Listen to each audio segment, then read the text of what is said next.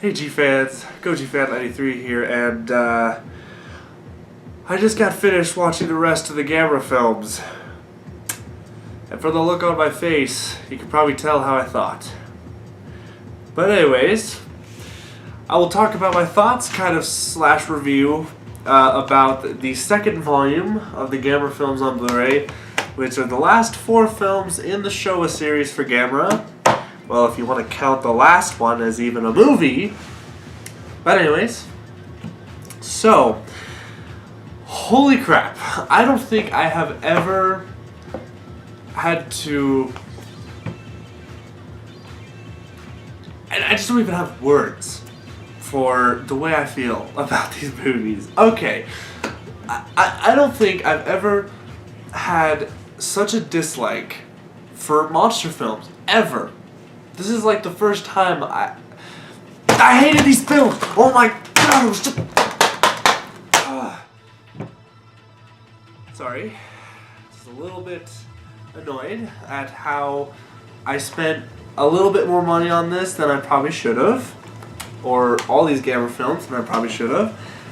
And when I got these movies... Okay, sorry. I'm a little bit tired, exhausted, because I just got finished watching the last one. Last 4 ones, and I'm exhausted. I've never been so exhausted watching a movie, or I guess just bored. But anyways, let's get on to it, shall we? This is enough of a little bit of an intro. So, first one, we continue with Gamera vs. Giron from 1969. Okay, so this one, oh my god. So after watching Virus, I didn't know Gamera could get worse, but it did. Giron, the monster itself, not interesting. Big blade on his head, sure, cool, he can slice it. He sliced up a Gauss, a space Gauss. It was just a repaint. It was just a silver Gauss in space. Killed him really easily. It's kind of gory. I was actually surprised at how gory these films were, for kids. But yeah, so Gamera follows these kids that got teleported into space, or they took a spaceship. That's right. I'm getting these movies mixed up because they all have basically the same storyline. And from now on, we're getting kids, by the way. All these movies have kid actors in them, and it's the most annoying thing. And I'll get to that. So, yeah, basically Gamera just goes up to this alien world and fights Giron. And it's the same pattern. Gamera fights him for the first time, Gamera gets his ass kicked, and there's like this long pause, and then all of a sudden he fights him again and wins.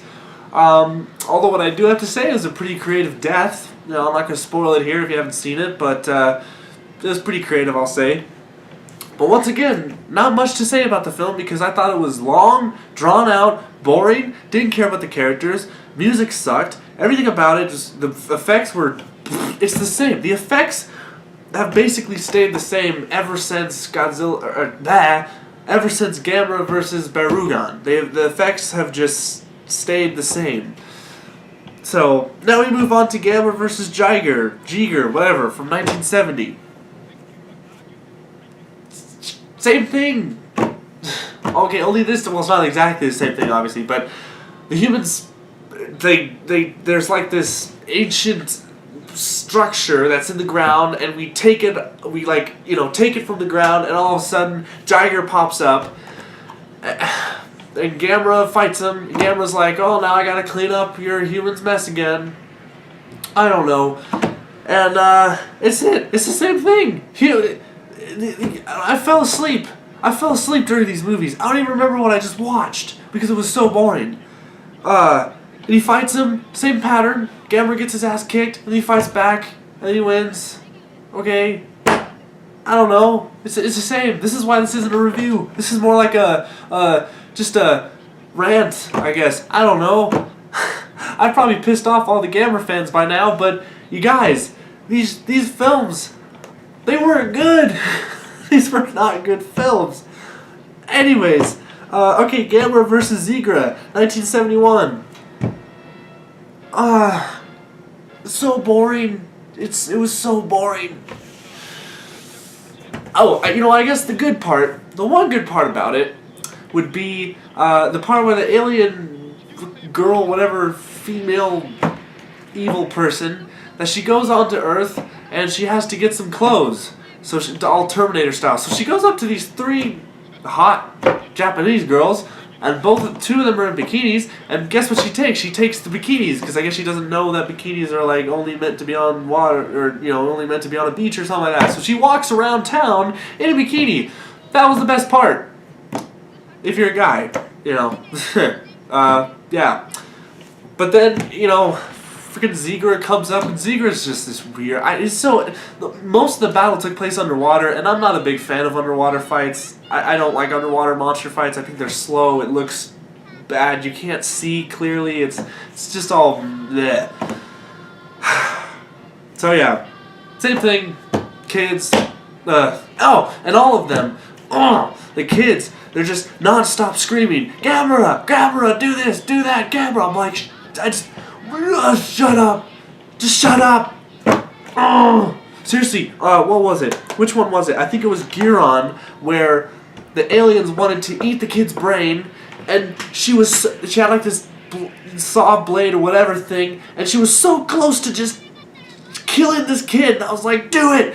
Kill him so we don't have to have him in the movie. And then and these aliens, by the way, holy crap, they are terrible at their job. There's a part in Gamera vs. Giron where the 2 alien girls, they're trying to chase the 2 boys, right? So they're in there's like this teleporter thing. It looks like a pyramid looking thing. I don't know. And if the 2 boys are outside, they're inside of the teleporter, the alien people walk up and say, "Hey, we got to get you out." And then all of a sudden they go, "Well, you can't catch us." And they both walk around, and instead of the aliens, what I thought they would do was actually go on both sides and catch them on both sides. No, what do? They go straight into the teleporter, and the kids just press the button, and they get trapped, and then they go around this whole... I'm like, wow. Those villains, you guys are lame. God, the Vortak, the Exilians, the Krillok? Oh, jeez, I don't even... The aliens from Destroy All Monsters? Goodness! All those aliens are so much better than these guys. These guys can't even catch 2 kids. Man, if it was the Exilians, man, they'd kill them right away. They'd be like, psst, you're done. That's it. Oh, okay. So let's move on to the last film. Or if you can call it that. Gamera, Super Monsters, from 1980. So basically, I'll give the movie this. It had a cool setup. It was basically, first of all, it was a gigantic Star Wars ripoff at the beginning, because the gigantic is basically a Star Destroyer. That's basically what it was. And they even copied, shot for shot, of the opening scene in Star Wars, where the Star Destroyer is coming down, and you see that it just, the camera angle's low. They literally copy that whole part. Yeah, so basically it's this alien dude, whatever, I don't know, I wasn't listening because I was bored out of my mind.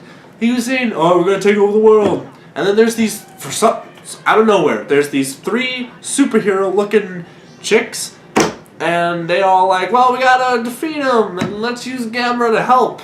And basically, the whole film is just a compilation of all Gamera films, just put into one film. It's worse than Godzilla's Revenge. Godzilla's Revenge did the same thing, where they put a bunch of clips together and whatever, but at least I'd rather watch Godzilla's Revenge than any of these Gamera films, okay, except for the first Gamera film, Gamera vs. Barugon, and Gamera vs. Gauss. Those ones, compared to the rest of the series, the first Gamera film is now really awesome to me. It was really good, well-paced, all that stuff, awesome.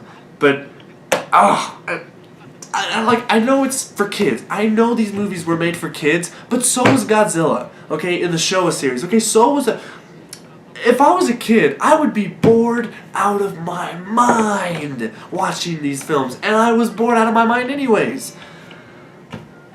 So yeah, Super Monsters is just a gigantic compilation of all the movies put together. Whoop-de-doo. Oh, I fast forward. I'm gonna be honest. When it came to Super Monsters, I fast forward through the whole freaking frickin' film until the ending just to see if there was anything different. Nope. And what do they do at the end? Gamera flies toward the Star Destroyer and just explodes. And Gamera's dead. They kill him. They say he sacrificed himself. Gamera's dead. He freaking dies. The end of the Showa series. That's it. He's dead. Wow. Yeah. So, I'm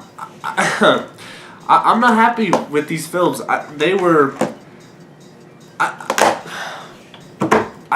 been so disappointed in a Showa monster film because I understand the time, I understand the way they were made, I understand that, you know, they're not the high quality, but Toho, they nailed it. I'd rather watch Godzilla vs. Megalon. The kid in Godzilla vs. Megalon is less annoying than these kids in the Gamera films. Godzilla's Revenge is a masterpiece compared to these films. Oh, that's bad, by the way. That's a really bad thing. If you say that Godzilla's Revenge is better than something, that's really bad. So yeah, this isn't really a review, but it's my thoughts, which kind of is a review. But holy shit, guys, this. It was just so boring. I mean, it's not that the films. Well, okay. After Virus, I do believe that these films were actually bad, but Gamera vs. Gauss was just underwhelming. Gamera vs. Barugan was alright. And the first Gamera film actually was really good because it did have a somewhat serious tone to it. And Gamera wasn't really a childhood, you know, friendly, like, I've saved the world. I mean, even in Gamera vs. Barugan, he's not really a good guy per se. He's just kind of there to, you know, fight Barugan and like, hey, this is my territory, you know, whatever. But I don't know what was going through their minds when they made these films. I mean, I get it. You're making it for kids, but geez, come on, be a little bit, you know. Especially, I mean, a lot of these are graphic though. There's a lot of graphic things. I mean, you're seeing monsters' limbs get sliced off, blood's flying everywhere. I mean, it's actually a bloodbath in these films. But just boring, and I'm probably never ever gonna watch these films again. I don't even like. You'd have to force me to watch these films. You'd have to pay me to watch these films again. Actually, not think about it. Not even the amount of money. Okay, well, probably some amount of money would probably get me to watch these again. But I just, you guys see how scatterbrained I am? It's because these movies were scattered. There was no continuity whatsoever. I mean, it's like, I mean, Zigra, the monster. Okay, I'll give you my thoughts on the monsters. Giron, like I said, I didn't care for it. The design was kind of silly. Jiger, bland. Zigra, bland. And the super monsters, well, who cares? Because there wasn't anything new.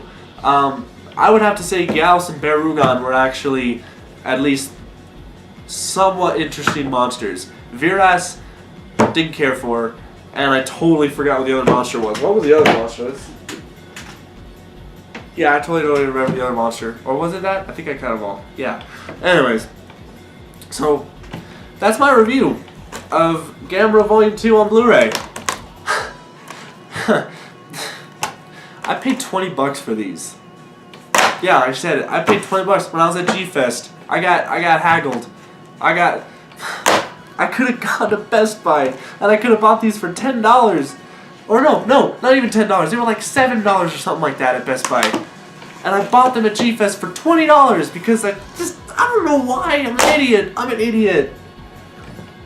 Oh God, Gamera the Brave, please be worth it. Oh, I swear, I cannot take another movie like this. So, yeah, don't pay $20 for this.